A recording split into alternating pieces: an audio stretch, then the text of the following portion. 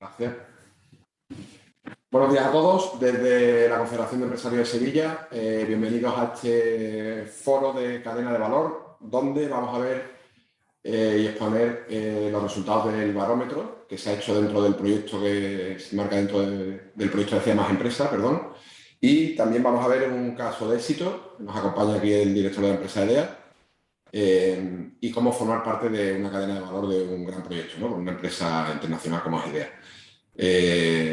Bueno, a continuación damos la bienvenida a Simón Onrubia, que será nuestro moderador de aquí de este foro de cadena de valor, y a José María Cárdenas, que está allí un poco más a la derecha, ahora lo conoceréis.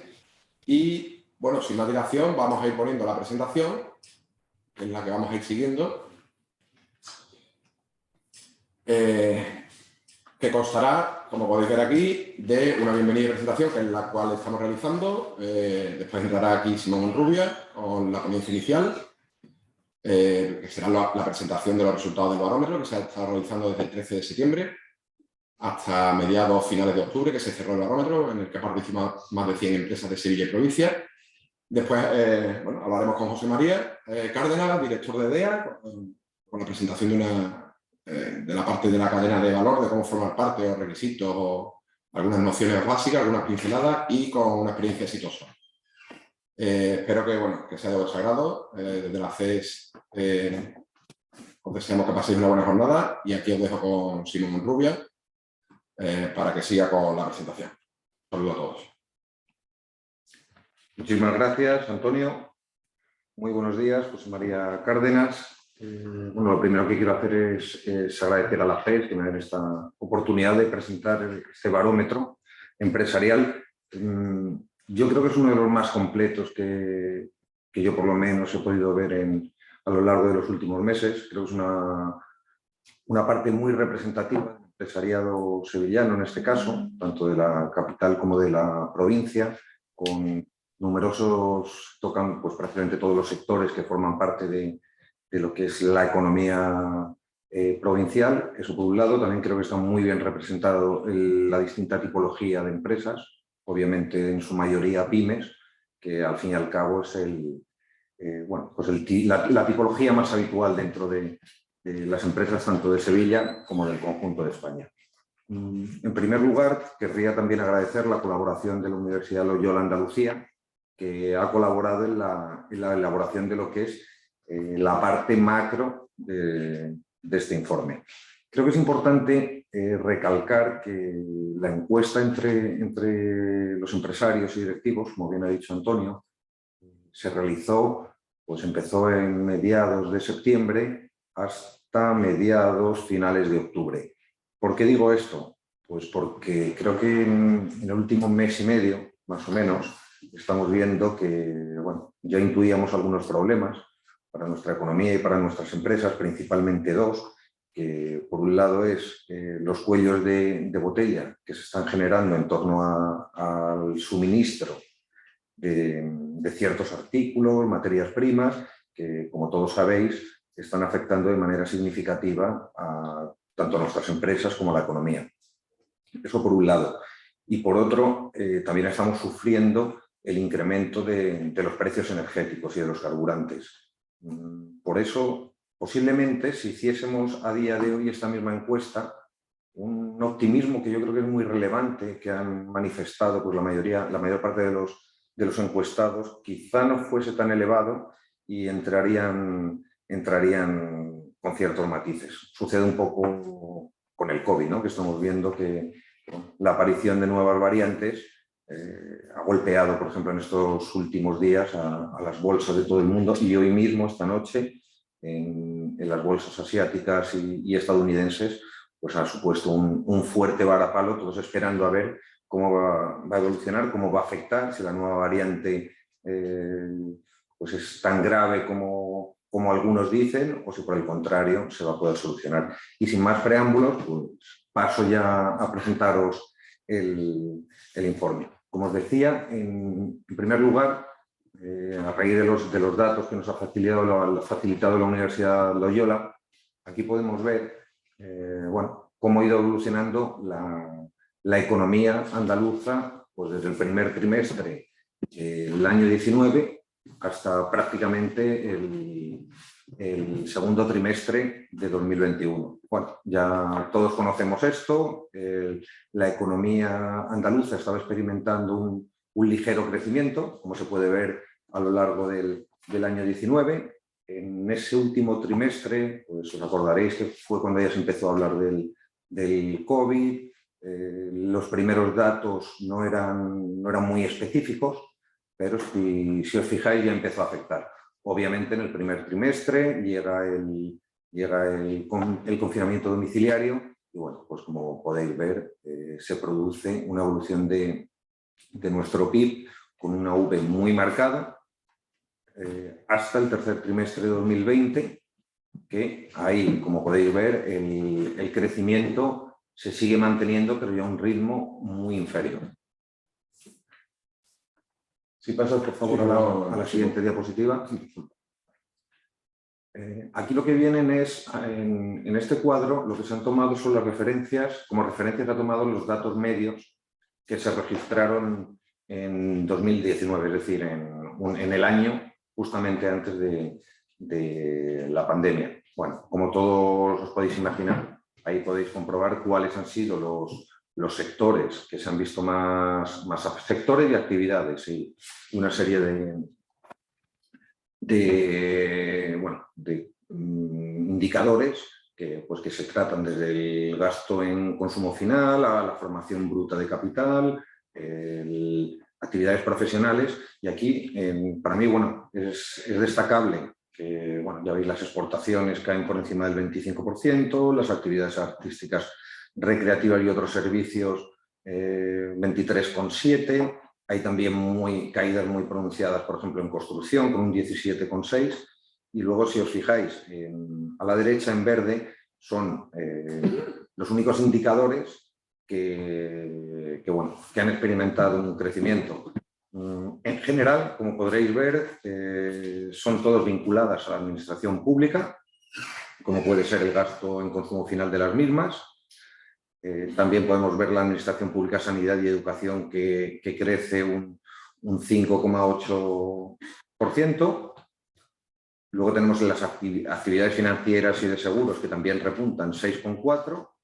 Agricultura, ganadería, silvicultura y pesca, que 5,3%, como bien sabéis, ha sido uno de los sectores que mejor ha hecho frente a la pandemia y han jugado un papel vital para que la situación no haya sido tan grave como podría haber sido. Y por último, también información y comunicaciones que experimentan un ligero repunte del 1,1%. Y en el caso de Andalucía, pues sabiendo, como todos sabemos, que el sector turístico es uno de los pilares de nuestra economía, es evidente que el varapalo ha sido muy importante. Se ha registrado una mejoría que, si bien es cierto, se da sobre todo en el turista nacional. En el internacional, como podéis ver, todavía las cifras están muy lejos de las que se podían experimentar.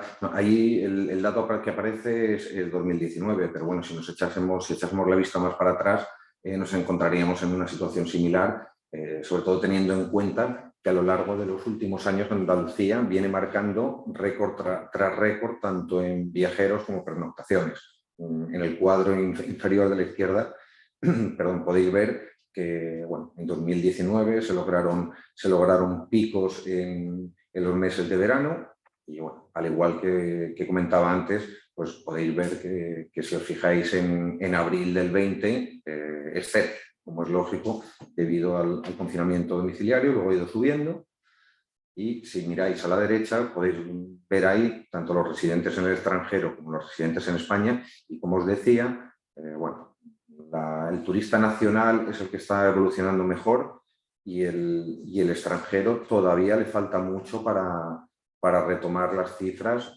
prepandemia. Ahí tenemos, por ejemplo, podemos ver en finales de verano del 19 la diferencia que había entre residentes en España y residentes en el extranjero, y estas dos líneas pues ahora mismo están a la inversa. Por favor, no. Pues de las ventas sucede otro tanto igual, ¿no? Las ventas minoristas como también os podéis imaginar, las relativas a la alimentación han mantenido más o menos una línea estable. Antes, bueno, hacía referencia al comportamiento del sector del agro en general, que ha tenido un comportamiento muy bueno. Yo creo que la labor de los empresarios es encomiable. Otro tanto, yo creo que podemos decir, tanto de la logística, de todo lo que se refiere al transporte, las cadenas de distribución, creo que es un motivo para estar orgullosos, no solamente en Sevilla, sino en el conjunto de Andalucía y de España, de la labor que han hecho. Las matriculaciones de turismo, que ya venían arrastrando ciertos problemas, si recuerdan, se venía hablando desde hace mucho tiempo, desde el gobierno del fin del diésel, eso ya afectó a las ventas de una manera importante. También hay un cambio de paradigma a la hora de utilizar el vehículo y, bueno, y ahora lo que hay es mucha incertidumbre. Cada día hay más porque las matriculaciones no terminan de repuntar. Ya sabéis que es un sector especialmente importante en España, que somos el segundo o tercer fabricante a nivel mundial y, bueno, creo que es un sector que habrá que ver cómo evoluciona porque depende una parte importante tanto del PIB como del número de empleados. Y el mercado de trabajo. Bueno, el mercado de trabajo, yo no voy a dar mucha opinión, pero todos sabemos que bueno, se ha conseguido mantener estable gracias a la aplicación de los ERTEs, ¿no? Ello ha sostenido el empleo, por ahora lo está haciendo. Hay incertidumbres de qué es lo que va a suceder una vez que este vehículo deje de utilizarse por parte del Estado. Hay muchos estudios económicos que lo que están diciendo es que no deja de ser una especie de dopaje para el mercado laboral y que cuando se elimine, cuando se retire, los problemas se van a multiplicar. De todos modos, y en cualquier caso, como pueden ver en las dos gráficas, se ha mantenido estable respecto al año 2019 y habrá que ver, una vez que se retiren estos incentivos, de qué manera puede afectar. Pasamos al siguiente, por favor. Perfecto. Otro tanto podemos decir de la constitución de sociedades mercantiles. Es verdad, si ven también la gráfica que está a la izquierda, la parte inferior, pues como es lógico y como comentábamos, en los meses los momentos más duros del confinamiento, obviamente, la constitución de sociedades cayó bruscamente, pero si ven la curva, pues está siguiendo una línea ascendente e incluso, si se dan cuenta, en 2021 se están registrando mejores cifras que las que había en el 19. Es algo significativo que en este sentido, y creo que es digno de elogio, que en Sevilla, en Andalucía, esta vocación empresarial que tantas veces hemos reclamado y hemos lamentado que no existiera demasiado con respecto a otras comunidades autónomas, yo creo que no sé si es por la buena situación de la economía regional, pero posiblemente de la reducción de ciertas trabas y ciertos incentivos a la hora de constituir sociedades, ciertas más que incentivos, ciertas facilidades, está empujando a muchos ciudadanos a que decidan crear una empresa. A la izquierda no me voy a extender demasiado, simplemente es cómo ha ido la evolución de la tipología de sociedades, como es lógico y como pueden ver, la mayor cantidad se da en el sector servicios. A la izquierda pone el número de empresas que se han constituido y a la derecha del resto, ¿no?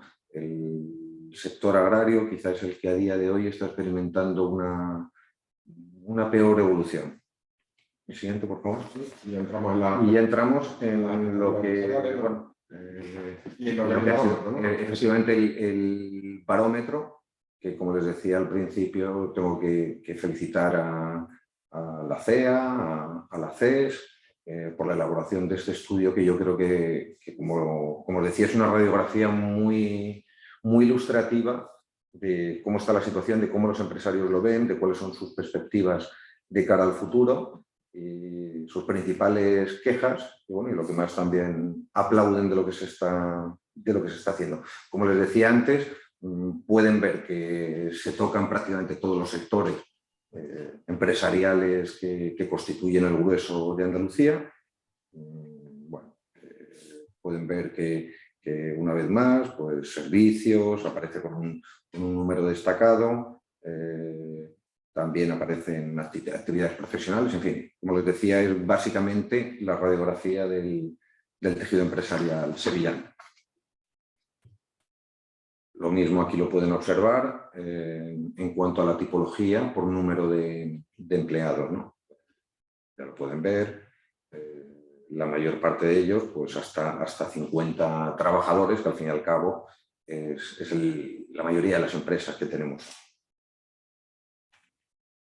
Por sexos, pues podrán ver, un 38 de las personas que han respondido son mujeres y el resto son hombres. Luego también cuál es el cargo que ocupan dentro de la empresa, si ven lo mismo entre empresarios y directivos, pues prácticamente acaparan el 2/3 del total. Aquí volvemos a lo mismo, un poco para que puedan comprobar qué tipo de empresas, en qué mercados trabajan y, bueno, un porcentaje importante de empresas, por fortuna, sevillanas, que son las que cada vez están trabajando más, tanto a nivel nacional como fuera de nuestras fronteras. La antigüedad. La mayoría de ellas son empresas con un 70%. ¿Sí? Creo que, si no me equivoco, nos está comentando aquí el compañero Baldomero y pedimos disculpas. Sí, hemos tenido un problemilla, que es que no se ha compartido la presentación. Gracias, Baldomero. Disculpa. Pues lamento que me hayáis tenido que estar aguantando.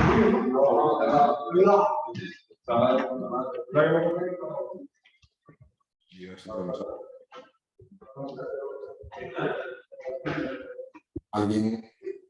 Vale. Silencio a todos, ¿no? Sí. Alguien que estará aquí metiendo sonido. Eso que tiene Baldomero controlado. Baldomero, si estás arriba, si puedes, por favor. A ver si es Guillermo Arrenzuelo, que tiene el sonido. Un segundito. Con permiso, Guillermo, a ver si yo te puedo quitar el audio. No, a Guillermo no se lo puedo quitar. Bueno, yo voy ahora mientras que tú sigues, Simón, ya sabemos que tenemos la presentación aquí. Y volvemos a cambiar aquí. Vale, ya la tenemos desde aquí, en el control de reunión. Y estábamos viendo, bueno, la tipología de empresa que participa en el barómetro. Y yo mientras voy a ir a Baldomero a decirle que si le dice Guillermo. A la derecha. Le echa a la derecha. Adelante, a ver. Tenemos ahí el problema. No. Tiene que ser desde el PowerPoint, ¿verdad? A ver. Aquí. Ya derecha izquierda. Ya decir que silencio completo. Sí, dígame. Pido disculpas que no hayáis podido estar viendo las diapositivas, de todos modos luego creo que se os va a facilitar el informe completo.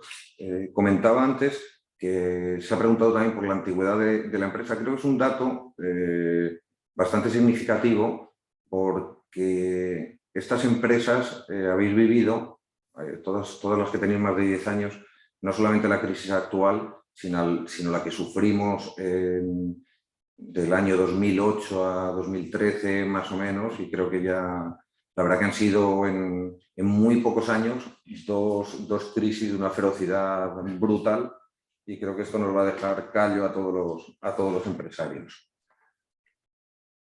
Esto es simplemente la mayoría de las empresas que se han consultado, cerca de alrededor de un 65%, ligeramente por encima, pertenecen a alguna asociación empresarial. Y aquí ya entramos directamente en las expectativas que habéis mostrado cada uno de los encuestados.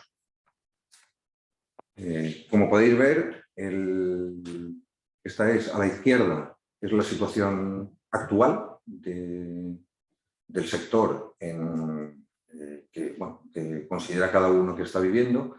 Como podéis ver, casi la mitad considera que o es buena, con un 40%, o muy buena, un 8%. Un 32% considera que es regular, un 13% mala y muy mala el 7%. Cuando os comentaba al principio que posiblemente estas expectativas estén variando por los problemas que citaba, se debe porque, si os fijáis, las expectativas son, con las respuestas que se dieron, muy positivas de cara a los próximos 12 meses. De hecho, solamente un 8% decía que creía que iba a empeorar algo o mucho. Mientras tanto, el mayor porcentaje, con un 46,5%, pensaba que mejoraría algo, y un 14,8% que lo haría mucho. Es decir, aquí ya estamos hablando de más de un 60% de empresarios y directivos que estiman que su sector en los próximos 12 meses iba a mejorar, y algo más de un 30% que seguiría igual. Es decir, estamos hablando que apenas menos de un 10% considera que va a empeorar. Estos datos son aún mejores cuando la pregunta que se formula se refiere directamente a la empresa de cada uno, ¿no? Y bueno, pueden ver las dos tartas, que yo creo que es muy significativo, ¿no? Y sobre todo, lo más llamativo es las expectativas y cómo cree que evolucionará la empresa de cada uno en los próximos 12 meses. Si en la actualidad, nada, en los 2 últimos meses, el 46% estimaba que era buena, de cara a los próximos 12 meses considera un 59%, es decir, 13 puntos porcentuales más, que la situación va a mejorar aún. En paralelo, también crece el número de encuestados que considera que va a ser mucho mejor aún, y cae bastante tanto el número de empresas que dice que va a ser regular o mala. Directamente muy mala, nadie ha contestado esa pregunta.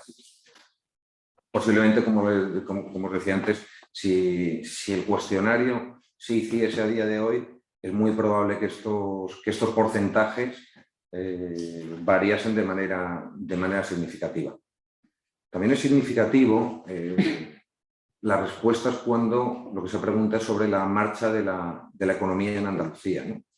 Y cuando vemos la diapositiva, yo creo que se ha producido ahí un cambio de agujas que es peculiar en Andalucía, y más aún entre los empresarios. Bueno, los datos de la economía en la actualidad, pues básicamente lo que reflejan es que un 40% piensa que es buena o muy buena, que marcha bien o muy bien, un 48,5% que dice que va a regular, y un 9%, casi un 10% dice muy mal, y un 2% que muy mal. Volvemos a lo de antes. Cuando la pregunta se hace de cara a los 12 próximos meses, las expectativas son, yo creo que se podrían calificar casi de espectaculares, ¿no? Estamos hablando, pues, de muy buenas. Se multiplica por 5, buenas se dispara 12 puntos hasta casi el 48%, y el 23,7% lo que piensa es que la situación de Andalucía va a ser igual, ni mejor ni peor, y solamente un 9% piensa que va a empeorar, bien sea algo o bien sea mucho. Y ahora, no, por favor. Y es lo que a mí, uno de los datos que me ha llamado la atención. Generalmente en Andalucía, siempre cuando se publicaban encuestas de este tipo, eran mejores las previsiones y mejor la sensación de cómo se veía la economía a nivel nacional que en el caso de Andalucía. Aquí esto ha cambiado. No puede ser, pero si pusiésemos las dos diapositivas una junto a la otra, pues veríais que la situación es mucho mejor para Andalucía, la percepción que hay de nuestra economía, que la del conjunto de España. Y de hecho, bueno, ahí podéis ver que pues, prácticamente la mitad lo que piensa es que la economía española a día de hoy su marcha es regular, un 25,7% que mal y casi un 6% que muy mal, quedando por debajo del 20% los que contestan que o bien o muy bien. En este caso, pues apenas ha contestado una persona que considera que va muy bien. En cuanto a la evolución, pues ahí también, al igual que para la economía regional, para nuestra economía, se producen unas expectativas muy positivas y cambian la percepción que hay a día de hoy con respecto a dentro de un año. No me voy a extender más aquí, como os decía, ya lo podréis ver cuando se os envíe. Y bueno, y aquí lo que se preguntan los empresarios y directivos sevillanos son sobre las medidas que se han puesto en marcha por parte de las administraciones públicas y la percepción que hay de las mismas. Aquí, bueno, yo creo que es evidente, ¿no? La pregunta es si han sido ágiles y suficientes. Y bueno, yo creo que podéis ver que no hay demasiado apoyo a lo que se han puesto en marcha, o por lo menos si han sido ágiles y, como decía, suficientes. Pues os podéis fijar que ágiles solamente dice que lo han sido 13 de cada 100 y que han sido suficientes un 19%. Por el contrario, el 76,3% de los encuestados considera que no han sido ágiles y el 73% piensa que no han sido suficientes. La verdad que esto es una pregunta que debería hacernos recapacitar a todos y especialmente a nuestros dirigentes políticos para saber qué es lo que está fallando y por qué los empresarios tenemos esta percepción que no nos convencen las medidas por muchas que se han anunciado, ¿no? En el cuadro de la derecha, ahí lo que se pregunta son las medidas concretas, ¿no? Van desde la línea de financiación ICO, que son las que tienen un respaldo quizá más importante, junto con las ayudas para el mantenimiento de la actividad y empleo en pymes y autónomos. Si pasa el siguiente, por favor. Bueno, aquí lo que podemos ver es para el día a día de cada empresa, qué es lo que más está incidiendo en su desarrollo. Aquí no hay ninguna respuesta que sea mayoritaria. Tenemos, como podéis ver, un 25% que se refiere al incremento en los costes y, como os decía, fijaos que era algo que ya se empezaba a percibir de una manera importante y no era nada que ver con la situación actual que, como os decía, pues se ha disparado todo, desde la energía, la electricidad, los carburantes, los fletes, cualquier tipo de materia prima. Posiblemente, si esta pregunta la formulásemos ahora, creo que podemos coincidir todos en que ese porcentaje no sé hasta qué nivel se elevaría, pero seguro que de una manera muy significativa. En el siguiente cuadro, que yo creo que también es reseñable, es si la crisis sanitaria afectó a la actividad de la empresa y si fue así, que si se ha recuperado ya o cuándo considera que lo va a hacer. Para empezar, como pueden ver, hay un porcentaje muy elevado de empresas que directamente dicen que no se vieron afectadas. Luego, otro 22,7% dice que se había afectada, pero que ya se ha recuperado. Creo que también dice mucho del nivel de nuestras empresas y de la capacidad de adaptación y de cómo han conseguido hacer frente con diferentes medidas y políticas a esta complicadísima situación que hemos estado viviendo y, bueno, sí que seguimos viviendo. Otro 3% decía que antes de que acabe este año se habrá recuperado y luego, bueno, pues ya lo pueden ver. Otro porcentaje muy elevado, 20,8%, dice que a lo largo del año 22 conseguirá la recuperación y luego apenas pues es un 18% habla a lo largo del 23 o más allá de este año. Sí. Bueno, pues aquí una de las preguntas que, vamos, más que la pregunta, las respuestas creo que es muy llamativo. Llevamos escuchando que los fondos Next Generation van a ser la salvación de la economía española, de las empresas, de las administraciones, del mantenimiento del empleo, y la realidad es que han pasado ya muchos meses, todavía no sabemos cuánto dinero va a llegar, de qué manera, cómo se puede acceder a ellos, y yo creo que eso es algo que se palpa en el ambiente, pero bueno, posiblemente las empresas, que son de las más interesadas en conocer estos fondos, la verdad es que esto tampoco está llegando a ellas. Entonces, pueden observar en el cuadro de la izquierda, la pregunta es si conoce, tiene información sobre las ayudas para la recuperación que se van a implementar en España a través de como les digo, de este instrumento. Y bueno, pues estamos hablando que más de un tercio directamente no las conoce. Alrededor de un 20 dice que conoce las ayudas, pero no tengo información sobre las mismas.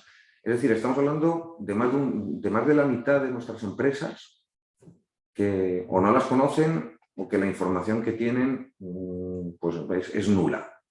Luego, otro porcentaje que es más elevado, un 33%, no llega a un 28%, dice, conozco las ayudas, pero la información que tengo es de carácter muy general. Es decir, yo creo que lo que puede tener casi cualquier ciudadano que lea medianamente los medios de comunicación. Y solamente, como pueden ver, pues un 10%, es decir, 1 de cada 10 dice que conoce las ayudas y que tiene información detallada y actualizada sobre las mismas. Y claro, esto nos lleva a la siguiente respuesta, que creo que es realmente preocupante, ¿no? Dice, claro, ¿tiene previsto recurrir a estas ayudas? Pues un 22,7 dice que sí, un 20,8 dice ya directamente que no, y como es lógico, pues la mayoría que no ha decidido todavía nada y que está a la espera de conocer las condiciones y los requisitos. Esto, pues al igual que les comentaba antes, y bueno, y esto es una opinión mía personal, es evidente que las administraciones públicas tienen que dar un impulso y facilitar la información porque, como decía, es el instrumento en el que quizá hay más esperanzas puestas para que la recuperación, no solamente la recuperación, sino el famoso cambio de modelo económico que tanto estamos escuchando, pues se produzca realmente y sobre todo llegue al tejido empresarial y en especial a las pymes, que probablemente sean las que más lo necesitan. Bueno, esto es aquí no me voy a extender demasiado, esto ya lo podréis ver en la respuesta que se da en torno a una serie de ámbitos y de medidas de la política económica que desarrollan las diferentes administraciones públicas y que afectan directa o indirectamente a Andalucía. Como os digo, no me voy a extender en este aspecto demasiado. Otro tema interesante, yo creo que, bueno, esto no nos sorprende demasiado, quizá el porcentaje sí que sería una cuestión también de que las administraciones se lo planteen, pues bueno, que es el actual nivel de impuestos y cargas tributarias y en qué manera afecta al desarrollo de los proyectos empresariales, ¿no? Casi el 85% dice que lo dificulta mucho o algo, con porcentajes además muy similares en ambos casos. Un 13,3% lo que responde es que ni facilita ni dificulta. Y bueno, como podéis ver, para saber si facilita mucho o facilita algo, para aquellos ya que empezamos a tener problemas de vista, hay que ponerse las gafas. Y porque, bueno, estamos hablando, en el caso de que facilita algo, un 1,1 y facilita mucho, 0. Nadie ha respondido que es algo que facilite el desarrollo de los proyectos empresariales. Bueno, pues otro tema recurrente y que yo creo que todos llevamos décadas escuchando, que es la complejidad de la normativa existente Y lo mismo, ¿cómo facilita la actividad empresarial de su sector? Pues aquí los datos es que son peores aún. Es que estamos hablando de que 9 de cada 10 dicen directamente que facilita o dificulta mucho o lo hace algo. Un 9% redondeando, lo que dice es que, bueno, que no le afecta, que ni facilita ni dificulta, y como decía antes de lo de las gafas, exactamente algo. Es lo mismo. Un 1,1 dice que facilita algo y nadie dice que lo haga mucho. Creo que también esto es un asunto del que las administraciones públicas en general deberían tomar nota, porque, bueno, como decía, llevamos años escuchando que hay que, si no acabar, por lo menos reducir la burocracia de una manera significativa, y la realidad es que van transcurriendo los años y no sé si la situación mejora, o sea, empeora, pero desde luego mejorar, yo creo que tenemos claro que no lo está haciendo. Por favor, no. Bueno, y aquí ya lo que se hace es abordar directamente, vamos, de manera concreta, cada una de las regulaciones que existen en España, vamos, tanto en España como en Andalucía, y cuáles son aquellas que afectan más. Pues yo creo que es evidente, ¿no? La regulación laboral está a la cabeza junto a la regulación fiscal. La regulación mercantil contable, por el contrario, no influye, creo que es un dato importante. La regulación medioambiental sí que lo hace. Además, esto tiene pinta de que va a ir a más cada año que transcurra. La urbanística, más o menos, son resultados similares. Regulación sobre la salud pública, pues como podéis ver, no es una de las cuestiones que más afecte. Y bueno, y por último, que yo creo que también es significativo, que algo también de lo que yo creo que sufrimos todos, que es la regulación municipal, es decir, las licencias, que seguimos también con graves problemas. Y aquí, bueno, de lo que estamos hablando, que si afecta mucho o no, si le dificulta, si facilita, en la misma línea no me voy a extender tampoco, porque va exactamente en la misma línea de lo que estamos hablando, ¿no? Y aquí de lo que se hablan son de los aspectos concretos en la relación existente entre las empresas con las administraciones públicas, y qué conceptos pues facilitan, que como podéis ver, pues muy poco, o dificultan el desarrollo de la actividad empresarial en Andalucía. Volvemos a lo de antes. El 90% número de trámites y el 91% la duración de los mismos.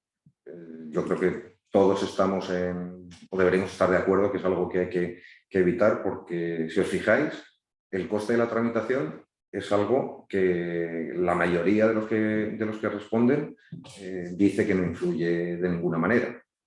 Entonces, creo que volvemos a lo mismo. No es un problema de costes o que las empresas quieran ahorrarse X dinero, sino que es, pues, los trámites, la duración o la complejidad de los formularios, que es otro de los aspectos que creo que las administraciones tienen que tomar nota para facilitar que las empresas puedan desarrollar de una manera coherente y con cierta facilidad su labor.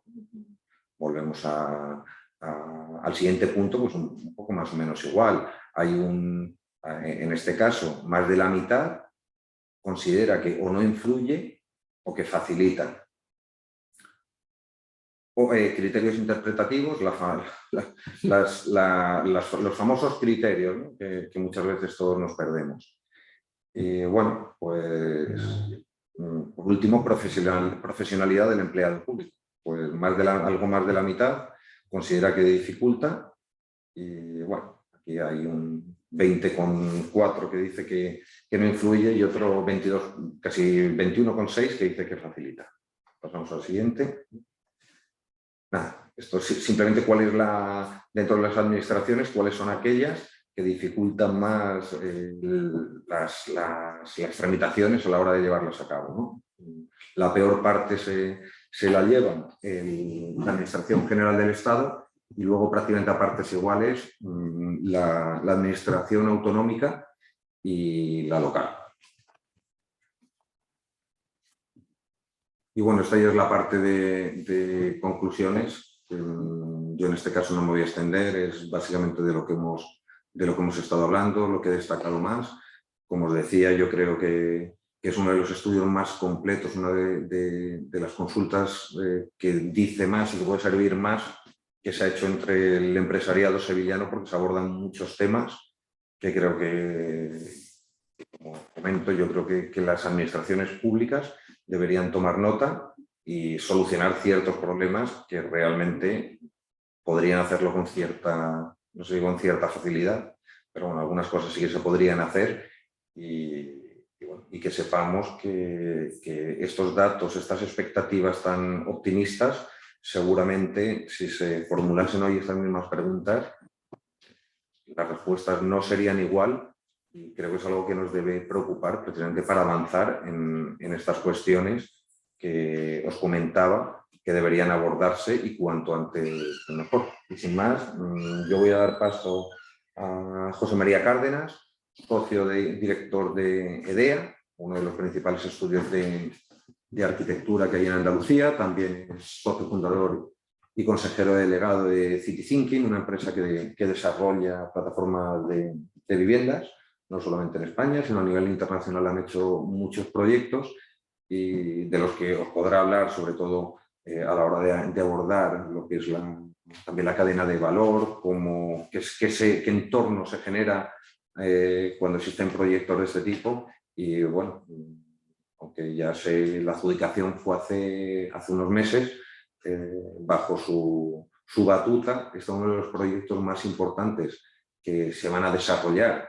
en Sevilla en los últimos años, podríamos decir incluso décadas, que es el desarrollo del nuevo distrito portuario. Todavía se están hablando de primeras cifras económicas de lo que se puede generar y en una primera fase pues ya se está hablando que superará con creces los 250 millones de euros y que en cierto modo va a transformar una parte muy importante de nuestra ciudad. Pero bueno, yo dejaré que lo cuentes tú todo, José María. Muy bien, muchas gracias, Simón.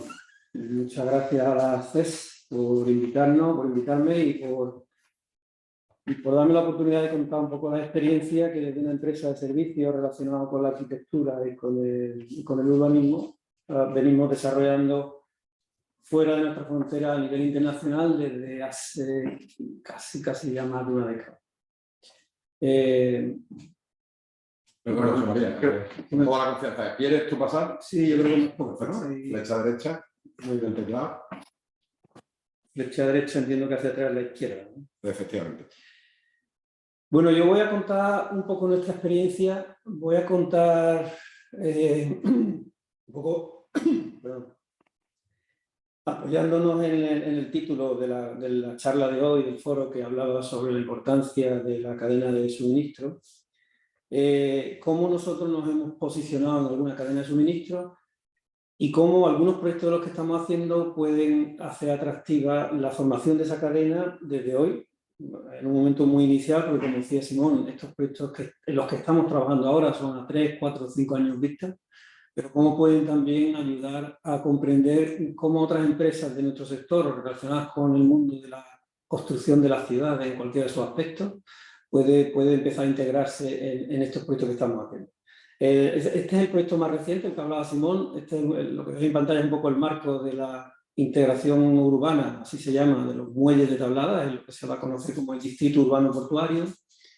Es un distrito que ocupa lo que vemos desde el puente de las Delicias hasta el puente del Centenario, todos son viejos muelles antiguos, con toda la avenida de la Raza a ambos lados de la avenida de la Raza. Tanto a la izquierda, dirán viviendas, como a la derecha, donde están todas las naves, que los que sois de Sevilla y conocéis la ciudad, Sabéis que es una pieza importante que está sin uso desde hace, o sin uso intensivo, porque todavía tenemos barcos y todavía se descarga y se carga mercancía, pero están con un uso muy limitado en solo algunos de sus edificios. En este proyecto, y lo comentaré luego al final de la conferencia, volveré a estas diapositivas. Básicamente son 40 hectáreas entre los dos puentes, con 3 ámbitos homogéneos muy diferentes. El primero, el que está arriba, señalado en rojo, es el que tiene más edificios antiguos, más edificios históricos. Los otros 2 son más de aspecto portuario, de concesiones, y sobre él estamos trabajando. Es un espacio complejo. Abajo ven 5 o 6 imágenes de las situaciones urbanas que tenemos en la zona. El edificio antiguo a la derecha, las grúas que también están a la derecha, con todo el cantil del muelle donde amarraban los barcos. La avenida de Guadalhorce, un espacio urbano que es muy desconocido, que es una avenida enorme, de un potencial para incorporarse a la ciudad grandioso. Y todos los edificios que nos dejó la exposición del 29, en principio que se usaron para la exposición, las naves, y otros que se usaban como edificios portuarios más pegados al cantil. Este es el puesto en el que estamos trabajando, pero nuestra experiencia en plataformas de suministro, y ahora nos pasa la diapositiva. Vale. Quizás tienes que ayudarme. Ahora, vale.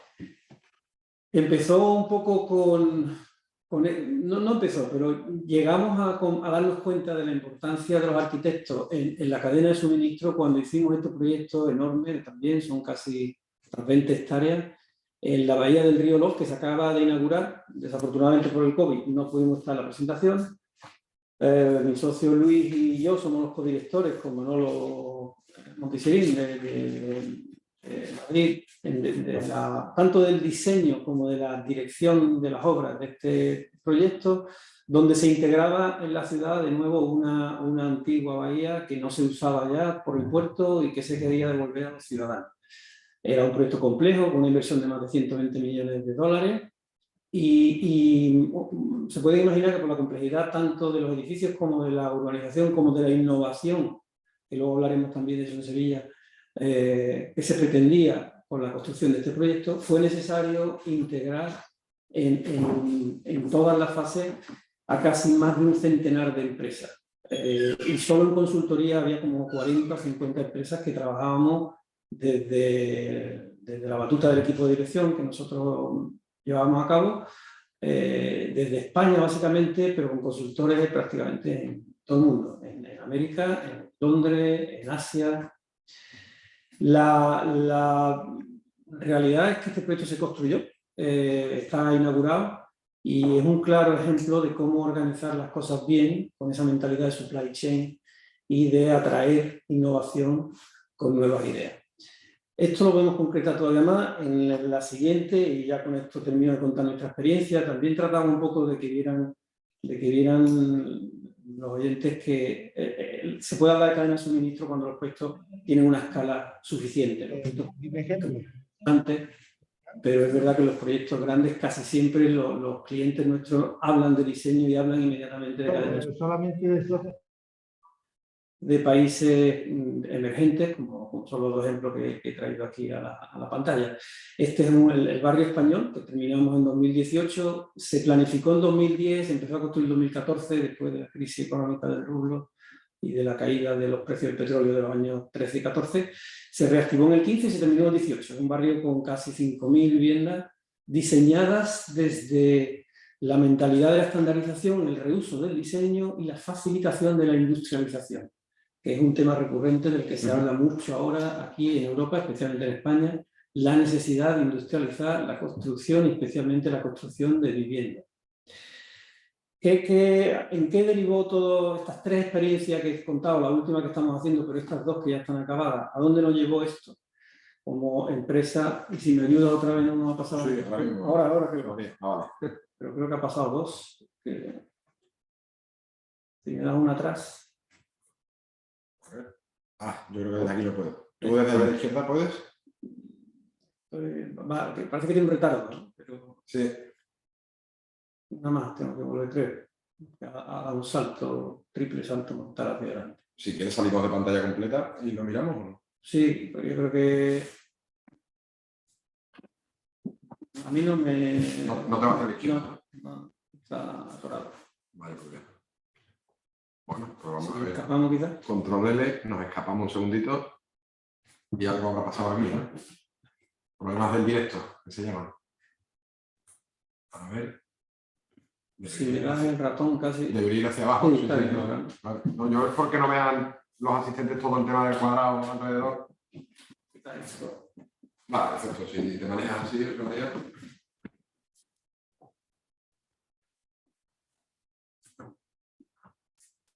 Bueno, en el mundo de la arquitectura y la ingeniería, esta diapositiva no se explica casi nunca y para mí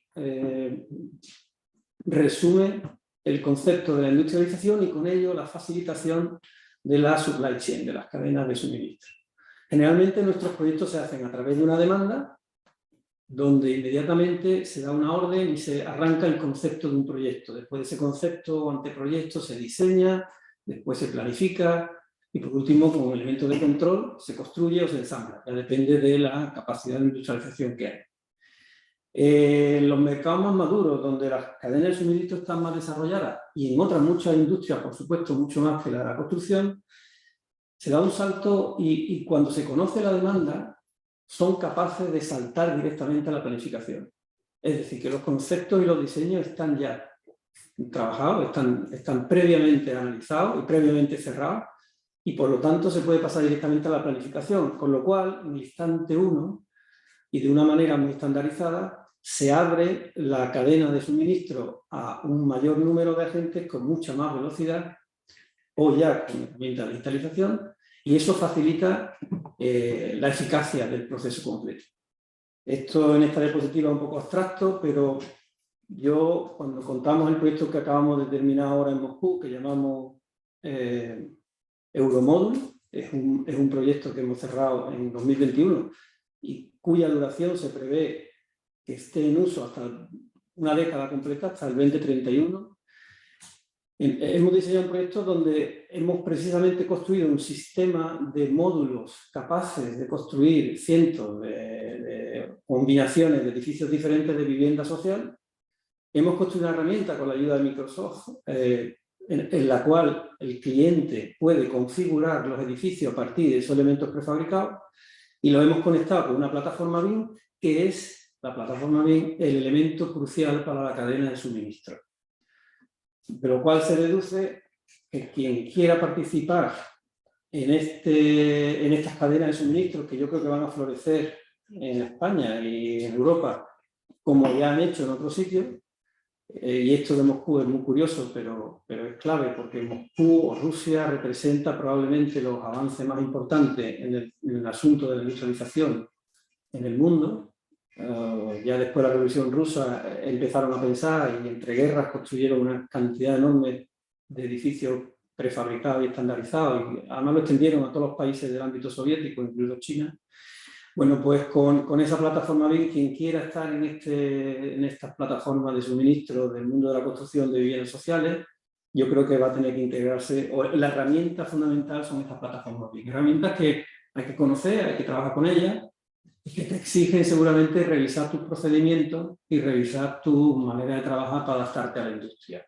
Entre los arquitectos y los ingenieros de la construcción estos son temas muy novedosos, mientras que el resto de la ingeniería y los profesionales han estado siempre muy cerca de la industria, nosotros hemos estado muy separados. Y ahora es cuando yo siento que llega el momento de comprender el lenguaje de una industria, sus mecanismos, y parecernos un poco a otras plataformas y a otras cadenas de suministro tan bien organizadas como la de la automoción, o como de la ingeniería aeroespacial, o como de la ingeniería o de los aviones, que también conocemos aquí por la presencia de Type 1, que es Airbus a nivel mundial, junto con Boeing, y que revolucionó la industria aeronáutica en los años 70 y los años 80. Con este sistema constructivo que hemos diseñado se configuran viviendas hasta un tope de 19 tipos diferentes, se configuran edificios y se configuran manzanas residenciales. Nuestro cliente, en este caso, es una fábrica rusa que tenía integrado verticalmente todo el proceso y que quería abrirlo para hacer que su cadena de suministro fuera mucho más receptiva a la hora de incorporar nuevos agentes, nuevos suministradores, nuevos consultores y otras fábricas más pequeñas que quisieran participar en la construcción masiva de estas viviendas. Esta es alguna de las imágenes de las fábricas que en Moscú se integran en esta plataforma. Y básicamente con el diseño que hicimos durante el año 19 y 20, que acabamos de entregar, como les decía, hemos conseguido licencia en estos últimos 8 o 12 meses para casi 1 millón de metros cuadrados. Equivalen en torno a 9.000 viviendas en 4 ámbitos diferentes, en 4 barrios nuevos diferentes. Moscú es una ciudad que está creciendo enormemente, una ciudad que si ahora tiene 12, 14 millones de personas, aunque oficialmente son 9 o 10, pero informales hay casi 14, se prevé que vuelva a crecer casi un 25% en los próximos 12 años, con lo cual hay una necesidad de vivienda social enorme. Y con esta plataforma, desde aquí, desde España, nosotros hemos conseguido hacer que las fábricas rusas trabajen con un modelo de cadena de suministro, de supply chain, mucho más digital y mucho más eficiente. ¿Qué estamos haciendo nosotros en España con respecto a la vivienda? Bueno, pues estamos trabajando precisamente en adaptar lo que hemos aprendido fuera a aquí. Estamos de la mano de un consorcio de 3 empresas relacionadas con la promoción y construcción de vivienda y el diseño de vivienda. Estamos mezclando como a los 3 actores, el promotor, la ingeniería y la arquitectura y la constructora.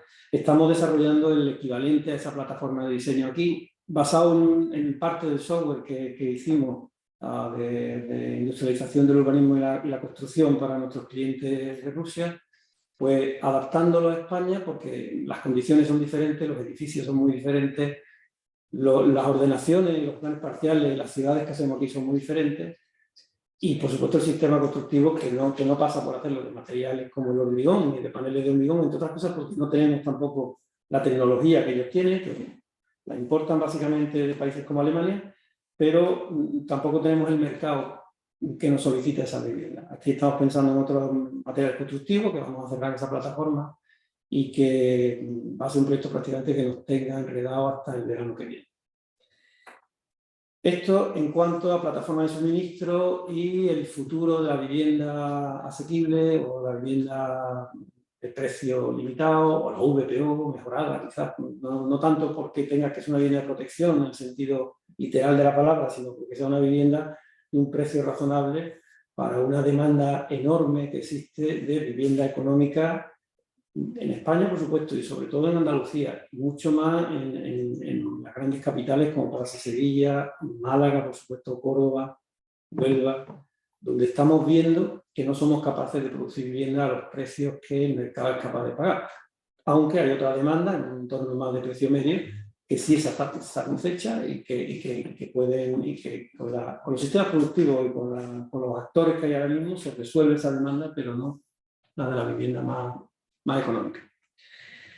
Yo quería volver un poco, Simón, si te parece, sí. Yo no sé, voy a charlar un poco más, pero abrimos el debate en cuanto tú lo estimes.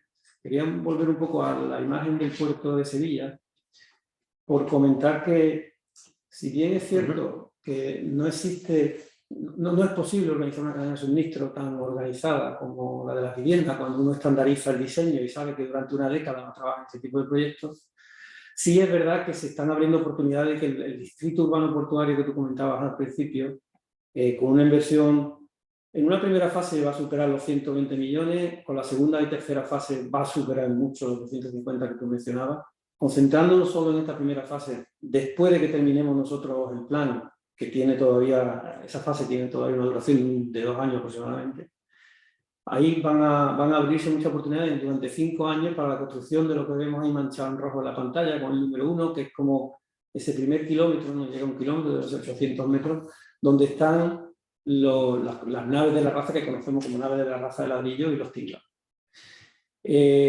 Ahí obviamente va a haber una demanda de servicios de arquitectura e ingeniería, seguro, relacionadas con la construcción de viviendas, pero de edificación, perdón. Y también con la de infraestructura, desde redes hasta paisajes y jardinería. Pero sobre todo ahí, yo creo que lo más interesante es la llamada que estamos haciendo un poco a la innovación, como objetivo tanto de la ciudad como del puerto, que son los dos estamentos, las dos organizaciones que tienen que autorizar este proyecto y que están ayudándonos a desarrollarlo. Y la innovación viene ahí de la mano de dos proyectos muy concretos relacionados con lo que tiene que ser la construcción de una nueva ciudad y sobre todo sabiendo la oportunidad que tiene esa pieza en una ciudad como Sevilla. Y esos dos proyectos de innovación son la renaturalización de todo ese espacio y el objetivo de conseguir un distrito cero. Ambos tienen que ver con una imagen enorme que tenemos sobre nuestra cabeza, que es el tema del calentamiento global y del cambio climático. Al margen de que el espacio que hay ahí sea estupendo, al margen de que haya oportunidad para crear empresas vinculadas a este distrito o que sea atractivo para atraer empresas que hoy no están en Sevilla y pueden venir aquí porque las condiciones que se den aquí de espacio sean diferentes a las que existen en otras partes de la ciudad. Quien quiera un edificio más tradicional lo puede encontrar, quien quiera tener su empresa en un espacio como una de las antiguas naves de la Raza, probablemente este sea el único sitio a escasamente 1 kilómetro del centro, 1,5 kilómetros del centro de la ciudad. Y en el marco de cómo hacer este proyecto para mejorar la calidad de vida del ciudadano, de la mano o apalancados en esa necesidad de prever cómo vamos a mitigar ciertos efectos de ese cambio climático global o cómo podemos contribuir a no generar más efectos de cambio global climático, tanto el Distrito Cero como la renaturalización parecen dos proyectos que necesitan de una cadena de suministro, necesitan de personas que tengan ideas en cuanto a la gestión de la energía, la movilidad sostenible, en cuanto a la construcción eficiente, en cuanto a los materiales de aislamiento, a los pavimentos nuevos que desarrollan tecnologías de mitigar los efectos del calor sobre la ciudad. Se me ocurren un montón de diferentes actores que podrían pasar por estar interesados en participar con nosotros en el diseño de este distrito. Y desde aquí, además, sabiendo que estamos en la Casa del Empresario y que nos están escuchando gente que probablemente tiene conocimiento y tiene ganas de participar en un proyecto de envergadura, yo quería esta mañana dejar un mensaje encima de la mesa de que la oficina técnica, que es la que nosotros dirigimos desde EDEA para la construcción de este distrito, tiene sus teléfonos abiertos y a través del propio puerto, de la autoridad portuaria o de la compañía EDEA, a cualquiera que tenga algo que contar en materia de cómo alcanzar estos dos grandes objetivos en este campo de pruebas que creemos que el Distrito Urbano Portuario puede ser. Y hasta aquí, Simón, pensaba yo contaros un poco. Y, mira, muchísimas gracias, José María. Y al hilo de esto último que estabas diciendo, que yo creo que es muy interesante para los empresarios de aquí, y por la experiencia que hablabas, por ejemplo, de Asia, creo que de Taiwán, ¿no? Y en Moscú, yo no sé si allí se apostó de una manera decidida por las empresas locales, eso por un lado, y si aquí en Sevilla crees que se va a hacer también en este proyecto, o por el contrario, esto va a ser, quien se encargue va a ser un gran proveedor, posiblemente de ámbito nacional, y que vengan empresas de todas las partes de España y al final aquí quede muy poco para las empresas nuestras. Bueno, en estos proyectos que tú has comentado, los dos tanto en Taiwán como en Moscú, precisamente nuestra entrada fue porque ellos necesitaban la intervención de compañías extranjeras. Es decir, ellos reconocen, tanto en Asia y especialmente en algunos sectores de la construcción rusa, que en Europa hay más tecnología, hay más conocimiento y hay más diseño. Y precisamente ellos buscaban el efecto contrario, es decir, querían un tractor que trajera ideas novedosas. Se ha construido obviamente con empresas de Taiwán, pero prácticamente todo el conocimiento y la tecnología ha venido de fuera, incluyendo muchos de los devices, de los aparatos, de los mecanismos que se han montado en estos edificios que hemos visto. Cuando hablo de estos edificios en Moscú, hablo de algunas carpinterías, algunos elementos de cuartos de baño que han venido de Europa. En el proyecto del distrito portuario tenemos una situación inversa, es decir, sabemos que el conocimiento está aquí. Aquí digo en nuestro entorno cercano. En concreto en Sevilla hay un capital humano enorme en cuanto a llamado de manera grande agentes que participen en la construcción de ciudades. Nos da igual si a través de la infraestructura de la energía renovable, si es igual si es a través de la construcción de redes, si es a través del Smart City, donde en la Cartuja hay 4 o 5 empresas muy representativas de lo que es el Smart City en el mundo. Arquitectura e ingeniería nos sobra, desde aquí exportamos muchos servicios desde Sevilla. Y incluso en cuestiones vinculadas a la renaturalización, a la gestión de lo verde, del agua y de los espacios verdes, el azul y el verde, hay empresas de construcción, se me ocurren muchas, que tienen ya líneas abiertas muy específicas para este tipo de proyectos. Entonces yo creo que tenemos la ventaja de poder aquí mostrar todo el conocimiento local que se almacena. A veces estas empresas, incluso la mía, tenemos capacidad de trabajar fuera y no lo ponemos casi en común y casi no se sabe, pero este es un buen escaparate para que concentremos aquí toda esta fuente de conocimiento tan rica que yo creo que no va a ser necesario al revés, que venga de fuera, sino que lo tenemos muy cerca. Así que nuestra intención, y no hablo solo como director de la oficina técnica, hablo también sabiendo cómo piensa la autoridad portuaria, y hemos hablado incluso con la universidad para ver cómo no solo estamos preocupados de cómo se diseña este distrito desde aquí, sino cómo se construye con elementos de aquí. Y cómo, si hay que fabricar algún tipo de elemento característico para la restauración de las naves, para la construcción de la nueva avenida, esas fábricas se organicen aquí y se monten aquí, y no nos lo traigamos de fuera. No porque nos asuste lo de fuera, ni mucho menos, sino porque es una tendencia actual también, de que lo local debe ser impulsado por los proyectos locales, ¿no? Y en esa línea estamos trabajando con mucha fe en que vamos a hacer un proyecto emblemático poniendo en común todo el conocimiento que tenemos en esta plataforma de Sevilla. Hemos recibido alguna pregunta, algún participante consultando que, al margen de que los teléfonos, como comentabas, están abiertos, ¿qué se puede hacer para poder formar parte de esta cadena? Que obviamente en los próximos años va a ser muy importante para la economía y el empresariado local. Mira, ahora mismo en esta fase en la que estamos planificando estratégicamente el distrito, nuestro mayor interés es escuchar a todos los equipos que tengan algo que contar en cuanto a una solución que puedan imaginar para este futuro distrito portuario, en cualquiera de las áreas que he comentado. Probablemente esta fase nos dure hasta primavera, es decir, que quedan 4 o 5 meses donde lo que hay que hacer es entrar en contacto y ayudarnos a planificar o a ver la viabilidad de estas soluciones o de estos productos que tengan cada uno de los empresarios que nos escuchan y cómo lo podríamos aplicar en el nuevo distrito. A partir de ahí, nosotros haremos un embudo donde aquellas ideas más apetecibles o más viables las incorporemos en lo que llamamos el master plan del distrito y después habrá una fase de licitación y de construcción donde no sabemos todavía cuál va a ser el modelo de gestión final, pero probablemente haya inversión pública y privada, especialmente privada, y la manera de organizar esta construcción está por definir. Pero tenemos claro que si en esta primera fase que dura hasta primavera escuchamos y recopilamos todas esas posibles soluciones que se puedan dar en el distrito, jugaremos con ventaja competitiva clara para que después en la solución final estas soluciones se incorporen. Yo los animaría a que en estos próximos 3-4 meses nos ayuden a ver la viabilidad de esas soluciones en la fase de diseño. Antes citabas 2 sectores conocidos por todos, que era el automovilístico y el aeronáutico, donde hay esas cadenas de valor, esos grandes tier, ¿no?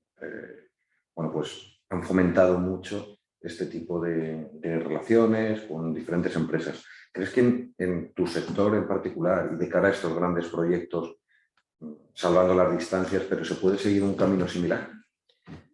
Sin duda, y yo creo que ese es el gran reto en el que estamos ahora mismo. Fíjate, la industria aeronáutica hacía mucho tiempo que separó al gestor de la flota del constructor de la flota. Y es el constructor de la flota el que se ha transformado en el tier, en el que tira, que la innovación tira de los nuevos conceptos y va fabricando los aviones. En nuestro caso, el mundo se divide prácticamente en el mundo de la construcción y especialmente residencial, se divide en 2, en los promotores y en los constructores. ¿Hay alguna figura? Había hasta ahora, cada vez menos, pero hay alguna figura que hace los 2 roles y se integra y hace la construcción, o el diseño, o la construcción, es decir, la promoción, el dueño del suelo básicamente, y la construcción. pero no existe lo que nosotros llamaríamos el tier 1 de una cadena de suministro. A esta figura no sabemos bien ni cómo denominarla. Sabemos claramente que hay promotores de primera línea que no quieren ser la nueva figura. Sabemos que hay constructoras que quieren ser la nueva figura, porque en el fondo las constructoras tienen como un perfil mucho más adaptable a estos tier 1. Pero aprendiendo de esa industria, ya, y ese es el proyecto que nosotros estamos desarrollando con tres diferentes clientes, o en un solo consorcio, quiero decir, estamos abordando cómo convertir, cómo crear el primer tier 1 de vivienda sostenible en el ámbito andaluz. Es decir, cómo conseguir que del mundo de la construcción y del mundo de la promoción vayamos a un sitio diferente, nuevo, donde pensando en la industrialización tenga sentido esta nueva figura que llamamos tier 1 o que llamamos ensamblador o que llamemos dueño del sistema constructivo y dueño de la capacidad de industrializar viviendas para terceros. Es decir, fabricaremos aviones para diferentes líneas aeronáuticas. Lo que nosotros pretendemos es construir el primer tier 1 que sea capaz de construir vivienda industrializada para diferentes empresas promotoras. Ahí se incluiría también el fabricante de esas piezas, de esos módulos, o eso viene de fuera, o esa... No, sin duda hay dos cosas. Una, esto es muy parecido a lo que en ingeniería se llama un EPCista, o Engineering Procurement and Construction. Y estamos convencidos de que la solución del diseño estará en este sitio y la gestión de la plataforma se hará desde este sitio con locales, es decir, más en la construcción. Es muy difícil construir vivienda a distancia. Se pueden traer cosas de Barcelona, se empaquetan muy bien y se transportan muy bien, pero lo habitual es que la industria de la construcción tire de los proveedores locales. ¿Qué tiene que ocurrir también? Primero, que haya una demanda suficiente para que el proveedor local quiera adaptarse a la plataforma. Nadie quiere cambiar su negocio de construcción de ventanas de aluminio por otra cosa, de construcción de ciertas piezas metálicas que sirvan para ensamblar paneles de vivienda, a no ser que la demanda sea grande. Por eso es necesaria la agrupación de empresarios en torno a un tier 1, o un tier 1 que llama la industria del automóvil o la aeronáutica. Pero, y respondiendo a tu pregunta, sí va a existir ese tier 1 y sobre todo va a tirar de proveedores locales que quieran participar y adaptar sus procesos y a veces sus maquinarias y renovarse para participar en la construcción de esta nueva forma de vivienda. ¿Eso se hace mucho fuera o es fuera de España, me refiero? Eso se hace fuera, no es algo extensivo, quiero decir, nosotros lo hemos encontrado en Rusia y creemos que somos el proyecto Euromodul, como lo denomina nuestro cliente, CSK, uno de los grandes tier 1 de viviendas de Rusia. Hay que tener en cuenta que solo en Moscú esta gente fabrica 3.000 viviendas al año, que yo creo que en España ninguno de los grandes fondos todavía está en 3.000 viviendas al año, en España. Y ellos solo en Moscú son capaces de producir hasta 3.000. Ellos tienen una cadena de producción, como la que estamos describiendo, y la tenían hasta hace poco mucho más vertical en el sentido de que ellos controlaban prácticamente todas las industrias necesarias para poner la vivienda en funcionamiento. Para fabricar los paneles, fabricar los revestimientos.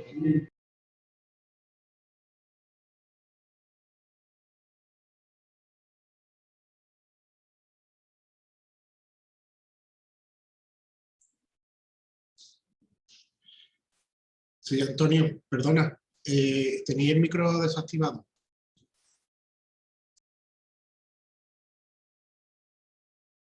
¿Hace mucho cuando menos? No. Perfecto, ahora. Pero no hace mucho, ¿no? No, ha sido un momentito que estaba apagando el micro a una persona y me confundí. Perfecto, y la dos. Perfecto, gracias, Álvaro. Perdón, José María. ¿Por dónde íbamos? Estamos hablando. No, estamos hablando de Rusia, si se hace en el extranjero. Sí, sí se hace.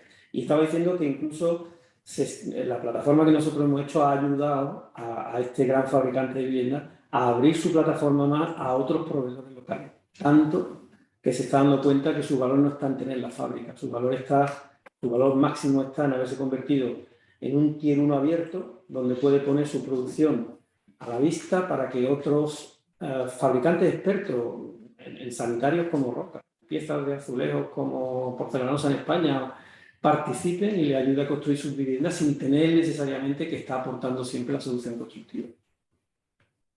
Yo creo, no sé si hay alguna pregunta. No, bueno, nos han preguntado por ahí el tema de la web de EDEA. Por si la que decía José María, yo de todas maneras la voy a escribir en el chat. Imagino que será edea.es, ¿no, José María? Sí, pueden entrar en EDEA, creo que es edea@edea.es, y esos correos nos llegan a la oficina si se trata de un tema de la oficina técnica del puerto, nos llega directamente a nosotros, a la oficina técnica del puerto. Si se trata de un tema vinculado a la plataforma de vivienda, nos pasarán seguramente nota y nos ponemos en contacto con quien tenga curiosidad por conocer este tema con más profundidad. Perfecto. También nos han preguntado si a ver que lo veo aquí más cerca, si la presentación está, si se sube después de cada evento junto con el vídeo de toda la jornada, y estará justo donde os inscribisteis para el enlace, estará subido tanto la presentación como la grabación de toda la jornada. Y bueno, señor, yo creo que ya... Sí, no sé si alguna cosa más, José María, que nos hayamos dejado en el tintero. Aparte, hombre, yo creo que han mandado un mensaje muy positivo para las empresas sevillanas de las posibilidades que se abren. Yo creo que estamos ante una gran oportunidad, y creo que siempre es bueno las alianzas, sean de una manera u otra, porque se crece más que yendo en solitario. No sé si también tú en el sector de la construcción en general suele haber más reticencias que en otros, no lo sé. No, la construcción es un sistema muy particular, entre otras cosas es muy local. Hay una diferencia fundamental, y este es el gran reto. Estas cadenas de suministro organizadas en torno a los Tier 1 de la industria que hemos comentado funcionan bien y a lo grande porque, entre otras cosas, tienen unas relaciones de contexto idénticas. Es decir, un avión vuela igual encima de Europa que en Estados Unidos. Y da igual el sitio del mundo, un barco navega igual en el Mediterráneo que en el Atlántico. No sé si en agua dulce y salada, hay un mar por que flota, pero las reglas son las mismas. En el urbanismo y en la construcción las reglas no son las mismas, ¿no? Sí, las reglas son diferentes. Ahí también habría que hacer una llamada a la administración, que realmente muchos foros se escucha, y lo escuchamos de la empresa pública, lo escuchamos de las agencias públicas, el interés en la industrialización y en la participación de estos agentes locales. La industrialización se facilita si tuviéramos las mismas reglas de contexto para todos, es decir, que el urbanismo se pareciera en Málaga al urbanismo en Sevilla o al urbanismo en Córdoba. Y ya no hablamos del urbanismo de cualquiera de nuestros pueblos, de nuestra área metropolitana. La industrialización se encuentra muchas veces con ordenaciones muy específicas que obligan a que el producto sea tan determinado que no cabe en estas plataformas de diseño, en estas plataformas de suministro. Y por lo tanto, aprovecho también la despedida para abrir un debate un día, que podemos hacerlo aquí también, con la administración sobre cómo suavizar ciertos suelos en cuanto a su normativa urbanística para facilitar la construcción de vivienda económica. Y no se trata de aumentar la densidad, simplemente se trata muchas veces de vaciar de contenido ciertas obligaciones de los planes parciales que hacemos los arquitectos. Bueno, dicho esto, yo creo que es un gran momento, como tú dices, Simón. Sabemos que la administración está trabajando en esto, lo decía antes. Sabemos que Abra, por ejemplo, Hacienda Pública, tiene mucho interés en la construcción de una plataforma de este tipo. Sabemos que ellos, con la ayuda de CTA también, han descubierto el potencial que tiene esto para desarrollar la industria de la construcción a otro nivel, la industria 2.0, si queremos, a otro nivel, a nivel andaluz, y creo que es la única empresa pública que está trabajando en esta materia en España. No me consta que ninguna otra comunidad esté pensando tan avanzado como lo está haciendo Abra. Y creo que estamos en la prehistoria de esto, y creo que no acabamos de arrancar, hay un nicho enorme. Y básicamente soy optimista por formación, pero también soy muy realista, y creo que en la próxima década vamos a ver una significativa mejora de este tipo de actuaciones, una significativa presencia de estas plataformas en la construcción de vivienda sostenible. Nos queda quizás 3-4 años para ver la primera experiencia grande construida, pero no solo nosotros, hay mucha gente trabajando en este tema a nivel nacional, pero específicamente en Andalucía. Muy bien, pues por mi parte, no tengo... Muchas gracias, Antonio. Muchas gracias. Nada, hombre, gracias a vosotros, Gracias, María. desde la FES y desde el programa CEA Más Empresas. Y bueno, a todos los asistentes repasamos. Bueno, mira, alguien por ahí ha puesto el enlace a la web de EDEA, muchas gracias. Y nada, a todos los asistentes, que ha sido una media de 20 asistentes que hemos tenido. La verdad que está bastante bien, 2/3 de las inscripciones. Luego la gente se lo descargará. Sí, hombre, seguramente. Deciros eso. Repetiros que la presentación la tendréis en el enlace, el vídeo también. Y nada, muchas gracias por asistir. Espero que haya estado interesante. Para nosotros, por lo menos, lo ha sido. Y reitero mi agradecimiento a Simón y a José María Cárdenas, de DEA, por asistir a esta jornada de Foro de Valor. Muchas gracias y hasta pronto. Muchas gracias, hasta luego.